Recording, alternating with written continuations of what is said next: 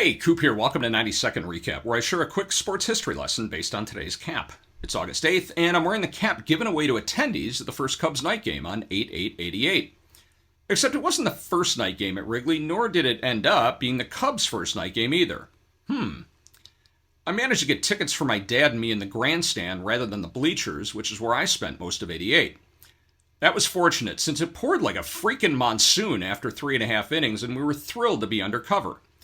The game was called after a 2-hour, 11-minute delay, meaning that for all intents and purposes, 8/8/88 never happened. I was back in the left field bleachers the following night for a 6-4 W for the Cubs' first official Wrigley Field night game. But 45 years earlier, Phil Wrigley experimented, having donated the steel for the planned light towers to the war effort in January of '42.